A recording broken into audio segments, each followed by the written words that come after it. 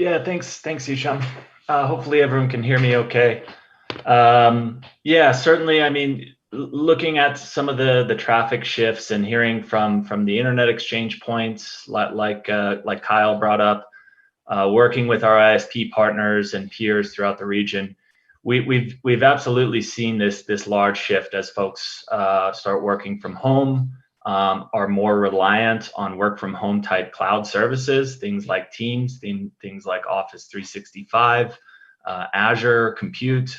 There's a whole array of that sits on our network. So that shift is definitely prevalent, but more than anything, I want to highlight from our view is we see just the massive amount of growth. And this growth comes in a lot of forms. Throughout Africa, we've upgraded our backbone connections. We've upgraded our cores sitting in our data centers to support certain services. And certainly on the side that I am very focused on is upgrading our peering capacity throughout Africa. And when I say growth, we're talking in terms of terabits per second, right? So I know Kyle mentioned the exchange and the growth there. We're seeing the same thing exponentially on our side as well. So it's been a lot of movement. It's been a lot of working with our ISPs and our peering partners to accommodate that traffic, as well as scaling our internal services.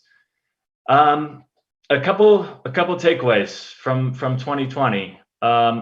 Certainly, one of the big things or dynamics that we've seen here is the absolute criticality of having a very robust and expansive edge footprint in a very large continent like Africa. It is absolutely critical for us to be able to deliver, especially our dynamic type services on this large on-net edge footprint. And I specifically sort of delineate on-net because I'm not necessarily discussing off-net caches or things like that, or CDNs, which are absolutely critical in their own right.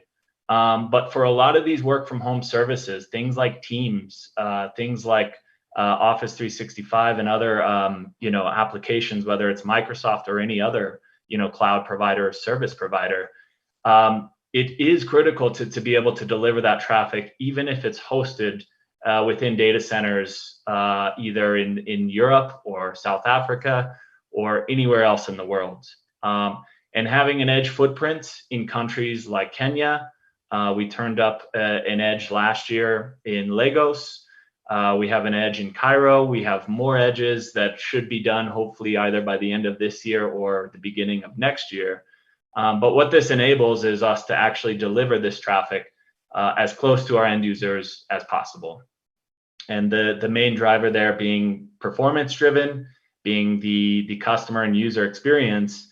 And I think those factors are even more critical now than they've ever been, given the dynamics around COVID, given the importance of the internet to allow people to continue to work remote, to allow schools to have virtual learning happening, to allow friends and family to stay connected remotely in some cases, to allow governments to operate using cloud services. So there's a ton there, and for us, it's performance driven, both in terms of having highly available services as well as having low latency. So one of the big takeaways I've had from this year is like I said, the absolute criticality of building out an edge network throughout Africa. And there's still a long ways to go there.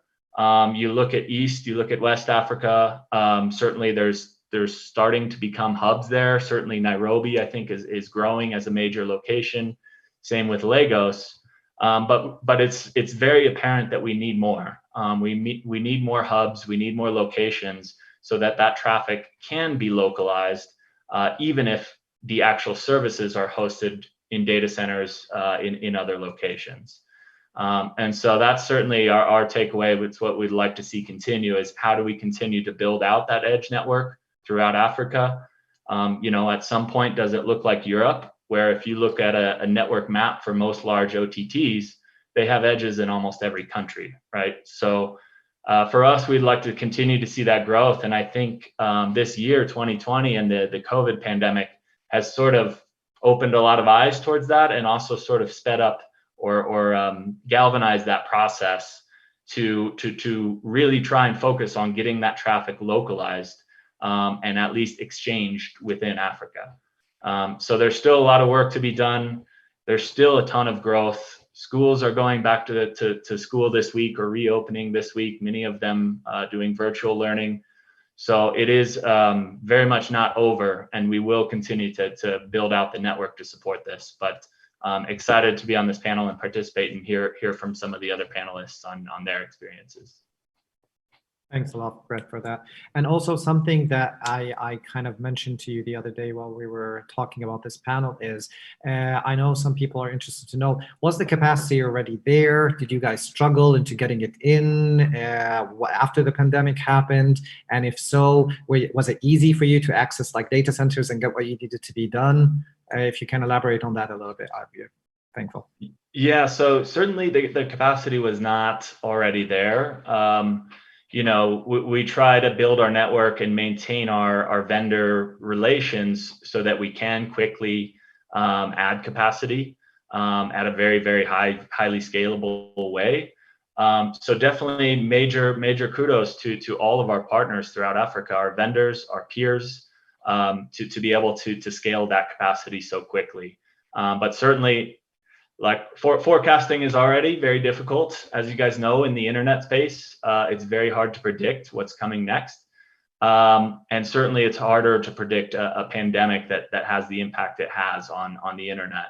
So certainly there's been a ton of new capacity put in place this year as a result from the pandemic, and although there's tons of challenges working to get cross connects done, to get subsea capacity lit, to get peering PNIs activated, to add capacity to internet exchanges, all of that stuff. And we rely heavily on our local partners and peers to get that done. So in that sense, it's been a success for us in working together throughout the region.